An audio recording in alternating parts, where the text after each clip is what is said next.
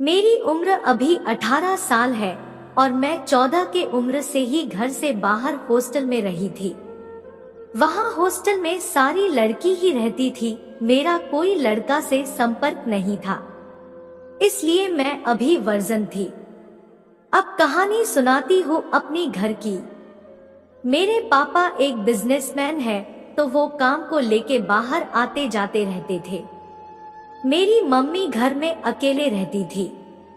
पहले मैं ये बता दूं कि मेरी मम्मी कोरोना टाइम में ही गुजर जाने के कारण मेरे पापा एक गरीब लड़की से शादी कर चुके थे। क्योंकि खाना बनाने वाली की तो चाहिए, मेरी दूसरी मम्मी एक जवान औरत थी।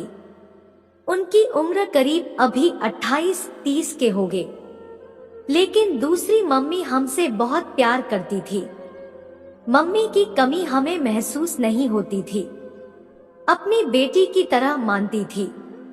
जब पापा नहीं होते थे तो मम्मी हमें बहुत ध्यान देती थी। पहले मैं एक बात बता दूं कि मेरे घर में एक नौकर था जिसका नाम चंदू था। वो हमारे घर के फैमिली के तरह ही था। पापा को उनके ऊपर बहुत विश्वास था और वो सब कुछ उन्हीं के ऊपर छोड़ के जाते थे। मैं काफी दिनों के बाद अपने घर छुट्टी में आई हुई थी। कुछ दिन तो पापा हमारे साथ ही रह रहे थे, लेकिन अब एक दिन के लिए पापा को शहर से बाहर जाना था, अपने काम के लिए। एक दिन की बात है, मैं अपने रूम में रात को सो रही थी। मेरी मम्मी अपने रूम में थी। तभी मुझे बहुत अजीब सी आवाज आने की आवाज सुनी। मैं रूम से बाहर गई तो जो आवाज सुना मैं तो दंग रह गई। वो आवाज मेरी मम्मी के रूम से आ रही थी, जैसे कोई पलंग को जोर जोर से हिला रहा हो। मुझे ये आवाज बहुत अजीब लगा तो मैं मम्मी के गेट को खटखटाने लगी। मुझे लगा कि मम्मी को कोई पकड़ के पीट रहा है, तो पलंग के हिलने का आवाज बंद हो गया था। अंदर से कोई आवाज नहीं आ रही थी। मुझे कुछ सही नहीं लगा। मैंने जोर से गेट को हिलाया और गेट की किल्ली नीचे गिर गई। जब मैंने गेट खोला तो मैं तो मम्मी को देखती ही रह गई। मेरी मम्मी एकदम निबस थी और नौकर चंदू के गोद में थी। मैं ये नजारा देख के समझ गई कि दोनों क्या कर रहे थे। मैं अपने मम्मी को उल्टा सीधा बोलने लगी और बोली कि मैं पापा को कह दूंगी। मम्मी कहने लगी कि तुम्हारे पापा तो हमेशा बाहर रहते हैं, मेरे अकेलेपन का सहारा चंदू ही बन गया है। मेरी नजर चंदू के ऊपर गई, वो भी बिना कपड़ों के था। उसका नागराज खड़ा था। वो बोला कि अगर तुम इस बात को कहीं बाहर बोलोगी तो तुम्हारे घर की इज्जत ही जाएगी। मैं खड़ी मम्मी से बात कर रही थी कि चंदू उठ के मेरे पास आया और मुझे पकड़ लिया और मेरे गुब्बारे को दबाते हुए मेरी मम्मी को बोला कि तेरी बेटी भी जवान हो गई है, तू बोले तो आज इसकी भी जवानी को खोल दूं और एक ओवर मैच खेल लूं। मेरी माँ हंसने लगी और बोली खोल दो, आज न कल किसी न किसी से तो खोली जाएंगी इसकी जवानी, इससे बढ़िया तू ही आज खोल दे। मैं मम्मी की बात सुनकर दंग रह गई। क्या मम्मी भी अपनी बेटी को ऐसी बात बोलती है कभी?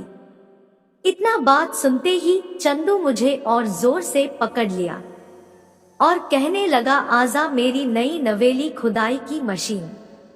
मैं उससे छूटने लगी, लेकिन वो मुझे कस के पकड़ लिया था। मुझे बेड पे धकेल दिया। मैं हाथ पैर मारने लगी थी। मैं उनसे भागने की कोशिश में थी, लेकिन मेरी मेहनत बेकार थी, क्योंकि मेरी मम्मी भी मेरा हाथ पकड़ी हुई थी और चंदू मेरी पैर पकड़ के मेरी लोअर को नीचे खींच दिया। इधर मम्मी ने मेरी टी शर्ट को निकाल दिया। मैं एक झटके में ब्रा पैंटी में आ गई। अब चंदू मेरी टांगों को चूमने लगा था। मम्मी अपनी जांघों के बीच मुझे दबाई हुई थी। उनके पकड़ से मैं नहीं छूट सकती थी। अब चंदू ने मेरी पैंटी को भी खींच दिया। मेरे ऊपर वो घोड़े की तरह चढ़ गया था। मेरी उसका का हुक खोल दिया और मेरे जिस्म को चाटने लगा। मुझे बहुत बुरा लग रहा था, लेकिन मैं भी धीरे धीरे उसकी पकड़ से और उसके ऐसा करने से मदहोश हो गई थी। मम्मी मेरी हाथ को दबा के अपनी ओ को मेरे मुंह के सामने रख दी थी। अब उन्होंने मुझे पलट दिया, मैं बिल्कुल ओ अवस्था हो चुकी थी। चंदू मेरे ऊपर आ गया और मेरी आंखों को दबाने लगा था।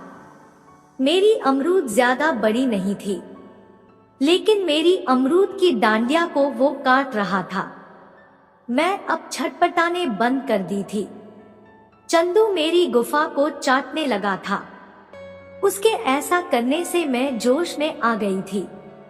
अब वो मेरी मम्मी को बोला कि इसको पकड़ के रखो, अब इसकी पिच पर पहली बार मैच खेलने वाला हूँ। मम्मी मुझे कस के पकड़ ली थी। चंदू ने मेरी गुफा के मुंह पे अपना शेर को रख के अंदर एक धक्का में गुस्सा दिया। मैं दर्द से चिल्लाने लगी।